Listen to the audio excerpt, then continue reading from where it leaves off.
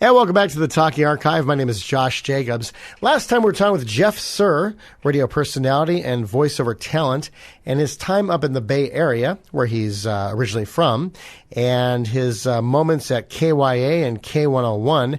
Now, in 1982, you went over to 102.7 KIIS-FM in Los Angeles. Tell us about how you got to come to the City of Angels.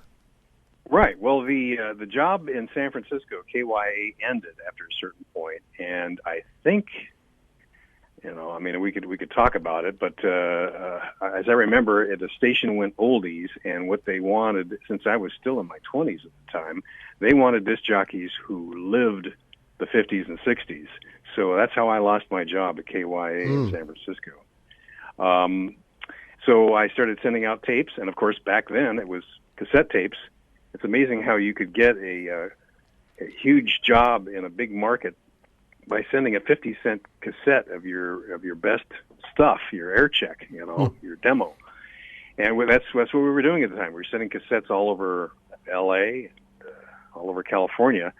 And so that's how I got a weekend job at KIIS-FM in Los Angeles. And I shot down there because I knew that it might lead to some great things. I was married with kids, and I had a house in the Bay Area, but I went to L.A. just for that weekend job, just to get things going, because I wanted to get back on the air. And I know that you could actually work, you could work part-time at a Los Angeles radio station and make good enough money to pay the rent. Oh, yeah. Now, were you, did you decide to move the family down right away, or did you kind of like commute back and forth? First I had to sell the Bay Area house, and the market was in a terrible situation at the time. So my wife and kids hung back in the Bay Area for a few months to sell the house, and then they eventually came down to L.A. Oh, good. And so you're there for about a year, is my guess.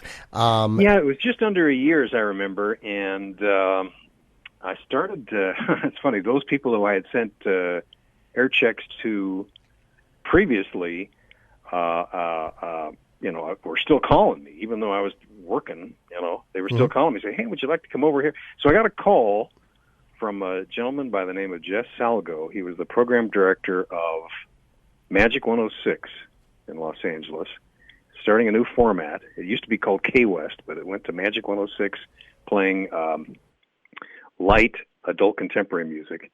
And he said, come in, let's talk about a possibility of you coming over to join us. And I went over there, and he offered me a deal that I just couldn't say no to. And so I left KIIS to go over to Magic 106 in about 1983. And that station, I remember Magic Johnson was the on-camera spokesperson for. Right. He had Magic 106 T-shirt, Magic 106 clone in his locker, Magic 106, tennis shoes, the full gamut. Did you ever get to meet Magic Johnson because of that? Yes, I did. I actually went to one of the tapings of a commercial he was doing for us. And it was like a 30-second commercial, and the punchline of the commercial, TV commercial, was I think his line originally was, at least they didn't call it Kareem Abdul-Jabbar 106. But he, at the last minute, said, I don't think I can say this. I don't think So he said something else, but I can't remember what he said. I do now. He used somebody who was on his team or something. I forget. At least they didn't call it so-and-so 106. Yeah, I think he said Dr. J 106. You might be right. But I was there for that taping, and it's funny, I don't remember exactly what he said, but I remember he refused to say Kareem Abdul-Jabbar 106, which was a great line, I thought. I thought so, too. But that commercial aired for, a good year, and he got his money's worth for it. So. Oh yeah, and then Robert W. Morgan was the morning disc jockey there, right? And he eventually came in. Yeah. Were you there before Morgan was? No, I was there when Morgan came in. I was there just a few months before he came in and started doing mornings. And I remember he caught word of where I came from, and I remember he came in the studio, met me, and shook my hand and said, "Jeff, I like you already because you came from the boss of the Bay. Wow. With that deep Robert W. Morgan voice. And so we hit it off very well. And so we tried to do kind of some cross-plugging of each other because I was doing afternoons at the time. And so he would say something in the morning and I'd talk about it. I'd say something in the afternoon and he would talk about it. And I think I called him controversial once. Mm-hmm. And he took, of course, took issue of that and said, I'm not controversial. And then he did something very controversial. I can't remember what he did. He did something that was definitely controversial. And he and Don Steele were good friends for many years as well. Tom Murphy had told me some funny stories that Robert and Don had done over the years at KHJ. Like there was one program director they didn't like, and so they got him rip-roaring drunk to maybe have him crash the car, but then somebody rescued and they were like, oh, darn, and stuff like that. Don Steele, as you know, I worked with him as well when he came over to Oldies 93, and eventually became KCBS. That's right, They call it CBS 93. I forget now. But he told me stories that of course I can't talk about here. He told me one story that happened to him that when he was in Portland, Oregon, and I believe Tom Murphy, who you mentioned, was a part of this. He's doing a remote on the Steele Bridge, which is a landmark in the Portland area, and he just decided this is not something I want to do again. I just don't want to do again. I don't want to be out doing remotes like this. So he threw I think it was called a Marty system. Mm-hmm. It was whatever they used, the device they used to do live radio back then. He threw it into the river off the bridge. And made sure that he wasn't going to be doing any live remotes again in the future. So. Yeah, Tom didn't tell me that story. He did tell me about the Steele Bridge and how they actually had the Don Steele for President campaign that they ran on the bridge one time. That's right. He did a lot of remotes involved that, but he got so tired of doing remotes, he'd rather be in the studio because Don Steele, the real Don Steele, was actually a very shy guy if you got to know him. Mm-hmm. But he also became this personality on the radio that was bigger than life. Oh yeah. And but I got to know Don Steele well enough to know that he was kind of a shy guy. That when you talk to him, when you go see him and visit him out of the radio station, he was a different guy, and he was really, really kind of shy, and it wasn't really the kind of guy who was into small talk. So. But yeah, he told me stories that were much like that. Where he was doing things back then, that we all talk about now. The kind of stories that we all talk about now. Oh yeah, it was interesting because he and Morgan passed away within about 6 months of each other, but it was such different. Kind of sad. It was. We knew on the radio as listeners that Morgan was, losing his battle with lung cancer, but Steele kept it hidden. And I talked with Tom Murphy when he said, I don't know where Don is. I've been trying to call home and just nothing. And then after he passed away, Sean, his wife, in fact, Sean McNamara still gave me my very first paying job at Oldies 93 about 6 months into my internship. That's right. And I'm forever grateful for, definitely. But she said to Tom, look, Don loved you guys, but the thing was, Don didn't want people to see him ill. He wanted people to remember him for the way he was. Yeah, and that, I can understand that. I actually talked to Sean during that period when he was ill, and that's what she told me. So you're absolutely right. And I, of all the radio people I worked for, I was really sorry to see Don go because he was such a. I got to know him as just a great guy, very generous guy.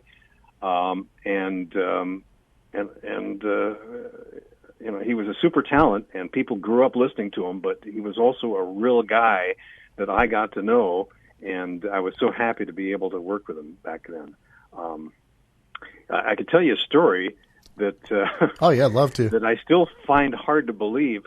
But even back then, when I worked with the Real Don Steele at Oldies 93, which eventually became KCBS FM, I'm sorry, that he was trying to get his old dance show back on television. And he found a producer in Vegas who wanted to do a weekend show from one of the casinos and broadcast it live on either Vegas television, or I'm not exactly sure what the plan was. But Don came to me and asked me if I wanted to audition to be his announcer, his off-camera announcer. Wow. And so, unfortunately, it never happened. I don't know what became of it, but it just never happened. But I just felt so good that Don came to me and thought of me as for at least an opportunity to audition for his television show. And that show was on for about a dozen years. And yeah. I've seen a couple of episodes on YouTube. It's just so funny when the people are dancing, then John shoves them to the front of the camera and takes the next one and dances with him and shoves him to the camera. That's the thing. If you grew up watching the Real Don Steele on television and listened to him on the radio, it would be hard to believe that he was actually kind of a shy, reserved guy in real life. And yeah, I got to know that side of him. So that is definitely hard to believe, because I remember, Machine Gun Kelly's producer, Susan Young, told me that too. But then one day he invited her into the studio and she says, "Susan, sit down in the seat right here. Push that button right now. I'll tell you when, and now push it." And she said, "All right, push it." And she says, "Okay." She pushes it. Don said, "Did you feel that? That's the energy. That's the surge. That's this." And he was like using all these words. I can't remember what Susan said, but just like, that's the power surge. That's the I don't even remember what it was. He had all these things, and it's funny. I don't ever remember him going for anything written down when I watched him on the air live. It all came from that head of his. And it could be just years of just gathering all these things and all these bits that he's done over the years, because he was on the air back in the 50s, late 50s. That's when he first started. But it was just amazing to watch him, because he would go into that studio with no notes that I can remember and come up with all these bits and be able to ramp up a song or vamp a song to the vocal. And I don't remember him ever writing anything down at all. Wow, that's amazing. In fact, Tom Murphy told me that Don also gave Dick Saint, who sounded a lot like the Real Don Steele, his on-air name. It was, I forget where it was exactly, but they were somewhere, the three of them. And Don just gets this epiphany and says, "His name is Dick Saint." And Tom said, "What's the matter with Dick Middleton?" And Steele said, "That's lame." And Tom Murphy said, "Middleton didn't care. He just kept on drinking his beer." I love that. I had not heard that story, but it's funny. I'm familiar with that guy. It's great to hear that story finally. By the way, Tom Murphy is a neighbor of mine. He lives just, I would say, 4 blocks away, 5 blocks away. Oh, I didn't know that. Wow. That ballpark. So the last time I ran into him, I should give him a call, because we haven't talked in maybe almost a year now. But the last time I ran into him, it was in the neighborhood. Wow. Taking a walk. In fact, I interviewed him for this podcast about 2 months ago. So, definitely do give him a call. I'm sure he'd love to. In fact, it was just his birthday a couple weeks ago. And of course, I still call him world famous. When I see him, I say, "World famous." Yeah, he just made it up. He said it one day. I said, "Okay, famous Tom." Oh, forget famous, world famous Tom Murphy. So he took world famous long before K-Rock ever had that. Oh yeah. Oh gosh, yeah. In fact, I don't know if he was in Chicago or if he was in Portland, but he started using that, and of course, everybody in town thought, well, everybody in the world knows this guy. He's world famous. Exactly. Now, after Magic 106, you went to KBIG FM 104 when it changed from beautiful music, easy listening to an all vocal format. Were you one of the disc jockeys on the ground floor there? Yes, exactly. I was there for that transition to playing pop music, as they called it. Pop music, vocal hits, or pop music, or I'm not sure exactly the term they used. But since they transitioned from being an easy listening station to playing some pop, light, adult contemporary music, they had to talk in terms to the actual listeners of the old easy listening format, just to kind of, a way of saving the audience as much as possible. So I remember using lines like, "We're now playing pop hits, pop vocals on KBIG," that type of thing. And it just seems strange to say that, because I was playing, pop hits ever since the 70s. So it was very strange to use that term, but that's what we were saying, just to kind of save whatever audience we could from the easy listening format. Oh, yeah. And was this just after you were at Unistar for the Oldies channel? Were you on there with Tom Murphy? I forgot. Yes, I was. Yeah, I worked with Tom there. And so I worked with Tom at least 2 or 3 times over the years. But we worked together at KIIS, and we worked together at Unistar, which became Transstar, which was, for those people who don't know, that was one of those satellite radio format networks. And we were on the same format at the time. I believe it was Oldies. Yeah, they had a bunch of formats there, like adult rock and roll, right. Eventually 70s. You walk down the hall and you would walk by every format known to America, top 40, easy listening, oldies, middle of the road, and I'm sure there was a country format, all coming out of this one building and being heard on stations all over America, mostly small AM radio stations around the country. In fact, you were in Hollywood at the time, and eventually the operation moved up to Santa Clarita. Right. I wasn't part of that move. I had gone on to KBIG at that time, I believe. Oh, yeah.